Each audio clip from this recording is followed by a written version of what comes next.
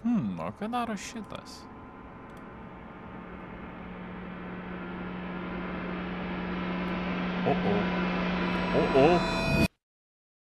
Sveiki visi, su jumis sveikinuosi, aš Raudonasis Lapinas ir šiandien mes pasimokinsime, kaip įsirašyti į serverį datapaką ir, pavyzdžiui, turėti va tokių kietų dalykų, kaip aš turiu rankose dabar.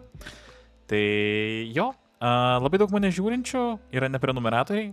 Jeigu mane žiūri ir šitos pamokos patinka, būtinai paspausk mygtuką patinka ir prenumeruok Redvox Cloud kanalą. Nuo dabar keliaujam mokytis, keliaujam. Ok, tai šiai pamokai pirmiausiai, ko mums reikia, tai reikia pačio datapako. Aš čia truputuką jau pasieškojau ir štai susiradau tokį datapaką, tai pabandysime įsirašyti TNT datapaką. Jau susisinčiau jo failus visus, tai va čia yra jo failai, pas jūs gali būti daugiau arba mažiau, priklausomai nuo jūsų datapako. Pas mane, kaip matote, yra ir resource packas kartu ateina, ir dar kažkokios tai libraries, žodžiu, papildomų šiek tiek dalykėlių yra, pas jūs gali būti tik vienas datapack failas.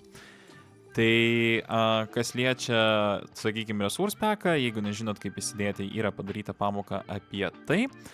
O dabar, tai pirmas dalykas, ką mes padarykime, tai išsiskleiskime visus šitos failus. Kaip matote, jie yra su užtrauktuku, taip tariant, užzipinti. Tai dabar ką padarykime, tai tiesiog išsiskleiskime kiekvieną failą. Tai išskleisti visus, gal aš net galiu pažymėti ir visą. Panašu, kad ne. Gerai. Išsiskleidžiam.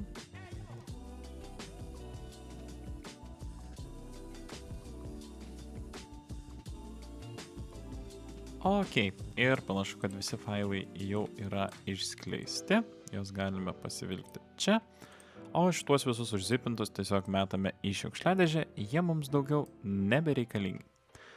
Tai kai atsisiųsite savo datapaką, mano atveju tai yra būtent šis failas, labai rekomenduoju atsidaryti ir labai dažnai būna, kad jau yra paliktos kūrėjo kažkokios instrukcijos. Tai vat mano atveju jau yra paliktų instrukcijų. Kaip matote, čia va yra surašyta, ką man daryti. Jeigu tokios nebus, dažniausiai tuomet reiškia, tas datapakas yra labai paprastas ir užteks tik vieno dalyko, kurį to jau parodys. Ko mums reikia dabar? Tai mums reikia kažkokios tai FTP programos. Aš naudosiu WinSCP, jūs galite naudoti kitą savo mėgstamą. Tai taip pat jau esu tą pasidaręs ir pasiruošęs, tik tais belieka atsidaryti ir išsiskleisti jums ant ekrano. Ok, tai atsidariau, išsiskleidžiau, štai matote mano serverio failai visi. Dabar mums reikia keliauti į failą pasauliai, tuomet keliauti į pasaulio failą ir čia matote yra datapacks failas. Tai ką tiesiog reikia padaryti, tai nukopijuoti reikalingus failus ir įdėti. Na štai, mano failai visi susidėjo, tik noriu priminti, kad jeigu pas jūs yra vienas failas, kažkodėl pasižymėjo 2, jeigu pas jūs atsisiuntė vienas tiesiog datapack failas, tai nieko nereikia pergyventi, tiesiog paėmėt, įdėjot jį ir viskas. Iš esmės, datapackai jau yra įkelti pas mane. Tai dabar ką aš padarau, dar susidėsiu resource packą ir tada keliausime tikrint į žaidimą, ar čia viskas veikia pas mumis. Tai susitinkam žaidime. Ok, tai aš jau esu žaidime.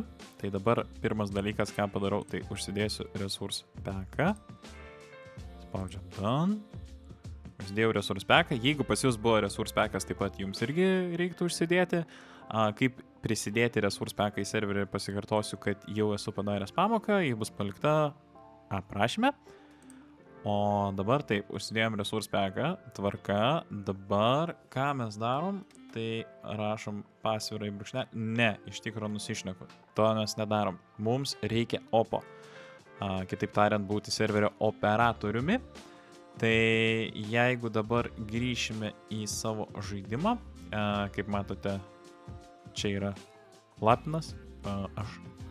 Tai kaip paprasčiausiai užsidėt opą, kad nereiktų rašyti per konsolės, tai tiesiog ateinate savo valdymo pultą, spaudžiat žaidėjai ir prie savo spaudžiat opą. Grįžtam į žaidimą ir aš jau gavau operatorių. Tai dabar ką darom? paėmam, rašom pasvirą į brūkšnelį ir rašom reload. Are you sure you wish to reload server? Taip, reload confirm. Nu kas čia? Va. Ok, reload complete ir matom goal reach more TNT, kas indikuoja, kad mūsų data packas veikia. Tai tiesiog, kad tiksliai susitikrintume dabar, pabandykime pakeliauti, paieškoti čia tų blokų. Aš labai tikiuosi, kad jie čia bus. Šiaip nežinau, nebandžiau šito, nežiūrėjau. Gal jų čia ir nebus? Ok, tai truputuką pasiskaičiau daugiau apie patį data packą ir suradau, kad būtent su tokia komanda galima pasiimti visus TNT šituos šakarmakar. Tai, kaip matote, jų čia yra daug ir visokių. Bet jo, kaip matote, data packas įsikėlė, data packas veikia ir turime labai daug naujų TNT. Tai šitai paprasta yra įsirašyti data packą į savo serverį. Jeigu jums patiko ši pamoka, būtinai paspauskite mygtuką patinka, prenumeruokite Red Fox Cloud. Na, o su jumis buvo aš, Raudonasis Lapinas, labai laukiu jūsų komentarų ir sakau iki kitų susitikimų. Ate!